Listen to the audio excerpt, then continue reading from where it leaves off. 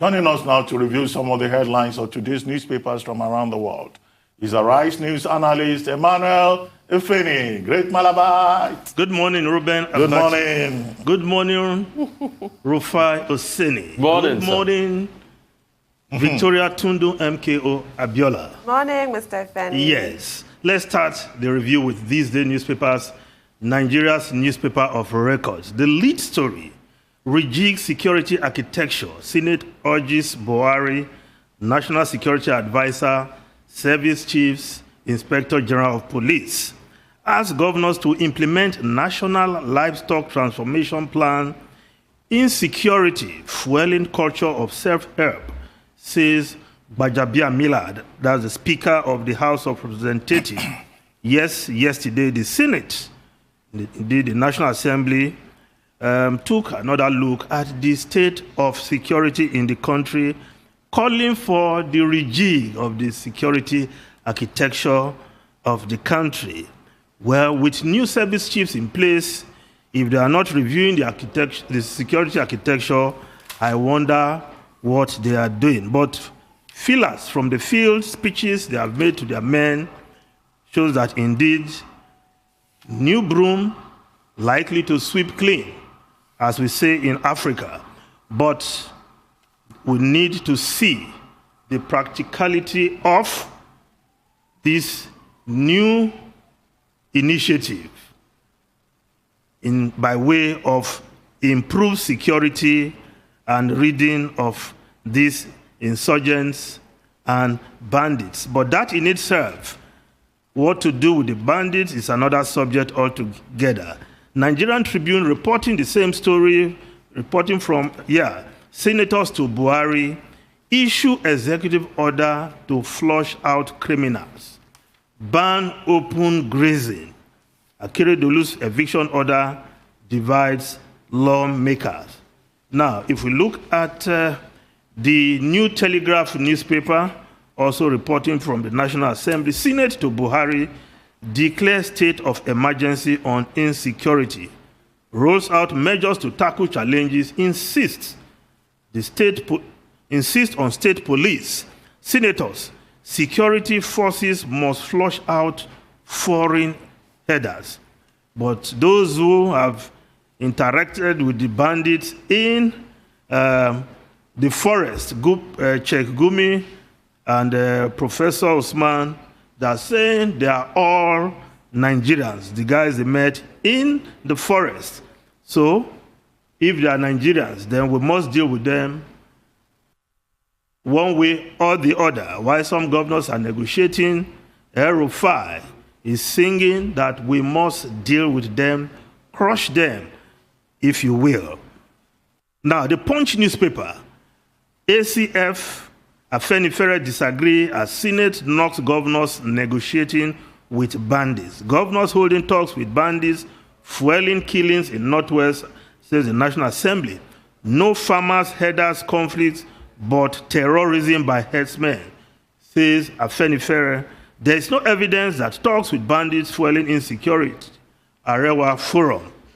Now, if we look at, the Daily Trust newspaper, concerns as Peace Corps makes fresh push for legal cover. Outfit sustains operations in Abuja, major cities. We are serving as Neighborhood Watch founder. You are not registered with us, NSCDC. Why we want it as Federal Security Outfit Undume.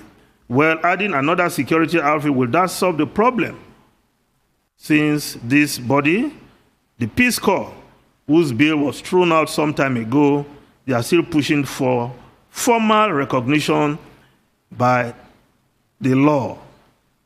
See how that pans out. Now, the Nation newspaper also reporting the same story. Insecurity, we have failed in our obligation, says Speaker. But the story above the masthead, I think we should take a look at. 93-year-old clerk, my battle with COVID-19. Ex-minister lashes Kogi governor. Yes, Chief Ike Clark. Yes, yesterday speaking from his hometown in Kiagbodo, which happens to be the hometown of my grandmother, reliving his experience, 14 days in isolation. And coming out of that, he's saying, in fact, the governor of Kogi State should be sanctioned for saying there is no COVID-19 and his careless statements about COVID-19 and the infections. I think it's something that you make for interesting reading, by Ike Clark, how he survived COVID-19 infection. Now, the Guardian newspaper, Nigeria's The Guardian newspaper, COVID-19 immunization plans under scrutiny. Experts say federal government must conduct clinical trials on jab. Nigeria to isolate, confirm South African strains of virus. Well, with the World Health Organization approving that these vaccines should be used on all ages worldwide, those experts, well, will need to take another look at their call. Now, the Vanguard newspaper, Nigeria failing on account of insecurity, Senate. But beside the photograph there, Senate mourns Tony Momo as burial holds today. Yes, eminent, prominent journalist, lawyer, one-time Minister of Information, Tony Momo will be laid to rest today in Lagos. Yes. Now, the News Direct newspaper, Senate confirms Ahmed Kuru, Hassan Bello as AMCON and NDIC chief executive officers. Now, we'll move on to the foreign newspapers quickly. In the UK, yes, the progress with the vaccination. The Times of UK, all over 70s must have their jabs, says Johnson. Yes, about 2 million over 70s are yet to be vaccinated.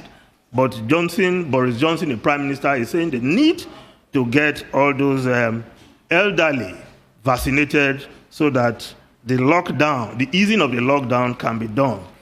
The I newspaper, also a cherry news in the UK, 1 in 5 vaccinated. UK leads way for the rest of the world. With 20% of Britons now having received vaccine, the World Health Organization backs UK's strategy on delivering delayed doses of Oxford AstraZeneca vaccine. Prime Minister says, third, that Britons should be prepared for the third dose, while Nigeria is yet to see a single dose. Now, the Wall Street Journal, what is happening in the US? Yes, Trump inflamed and incited Capitol attack, democracy. Solid case presented yesterday. The lines connecting how Donald Trump assembled, inflamed, and incited the attack in a last-ditch effort to overturn the results of the election, relying on Trump's own words and previously unseen video. Yes, it was a solid case. Will the Republicans continue to have hearts of stone with what they have seen? I'll be surprised if Mitt Romney votes against impeaching Trump. Well, he did it before. Yes. Ruben, Rufai, and Husseini. Well, Rufai and Tundu. Rufai and Husseini. Rufai and Husseini. Yes, you want to double yourself.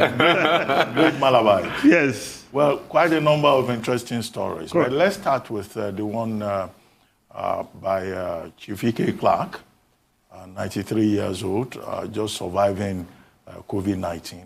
And reminding all of us, both young and old or middle age, that COVID-19 is real. A lot of Nigerians, either prominent or not so prominent, have been on social media, they've been everywhere, to say that, look, this has been their own COVID-19 experience. And those who continue to spread the misinformation that there is no COVID-19 in Nigeria, in fact, they should be seen as enemies of the people for misleading the people, be they pastors abusing their pulpits or governors demonstrating ignorance in a reckless manner. And I think it's important that Chief Ike Clark specifically called out the governor of Kogi State. You will recall that the NCDC and the Presidential Task Force on COVID-19 had identified 5 states as the states where there is a very high prevalence of COVID-19, and Kogi was included. Kebbi was on that list. Yobe was on that list. Now, out of all the states, it was only Kogi State that responded. And there was a statement issued by the Commissioner for Information of Kogi State. I think the guy's name is Kingsley Famwo. I hope I got it right. And he was accusing the NCDC of corruption. He was even threatening to that the state government, Kogi State government, will sue the NCDC for trying to discourage investors from coming to Kogi State by identifying Kogi State as a COVID-19 prevalence, high prevalence location. And then, of course, you recall that at that time also, the Governors Forum had to denounce, in fact, disown the Kogi State government for saying that there is no COVID-19 and for, promoting a lot of misinformation. I think as many people as possible that can come forward, like Chief E.K. Clark, to remind all of us that we need to be careful, particularly now that there is a second variant, and that COVID-19 is not a respecter of persons. It doesn't matter whether you are a governor or you are whatever, or whether you are old or young. And I think that that's important. Another story which I think may be of interest is this fear or this realization that we may end up paying a lot more for fuel, pump price of fuel. With the fuel price of Brent crude now, with the spot price of Brent crude, now $60 per barrel. Inevitably, if there are market forces determining prices, as we were told in April, then by now, according to the Major Oil Marketers Association of Nigeria, we should be paying between 185 naira per liter or 200 naira. Now, the major oil marketers are saying that's what they want, but Nigerians are saying no. Organized labor is saying that if anybody tries to increase fuel price, then there will be chaos in the country, because that will amount to punishing the people. So I think a lot more needs to be done by the Ministry of Petroleum Resources to really explain what is happening. Do we have full deregulation, or is government still subsidizing? And what have they done about the monopoly by NNPC? What have they done to assist marketers, independent marketers with regard to forex and access to forex and creating a level playing field? Now, independent petroleum marketers now, they say today they will stop taking fuel from the NNPC. And what is the bone of contention here? It is the new payment platform that we understand that NNPC has introduced. Well, whatever it is, we need greater transparency and accountability. And IPMAN and NNPC, they should resolve whatever problems they have and not create unnecessary hardship for Nigerians. They've started already, because I'm beginning to see, flickers of that queue. I went to fill up this morning, and the person, the guy that was selling for me said, there's an impasse going on that I should fill up my tank, or I should have enough fuel in my reserve. So it started already. That has started to trickle down. And we don't need this at this time in this country. And that's why I wonder sometimes, do we really think of the interests of our nation and the well-being of our fellow citizens first when we take these decisions, when we make these decisions in the long run? Because you're saying you've deregulated. Now we're reverting to the price of crude oil overseas. Now we're seeing the impact on the citizenry. Nigerians are already on their knees. They are begging. Can't you see it? That it's hardship for them already. Are you saying the government should subsidize Rufai so that we don't suffer as citizens? The government should subsidize. Are you saying government should subsidize since the price of crude is going up? Are they not subsidizing before? The money they removed before, was that in consideration with the international spot price? Well, thank you so much, Mr. President.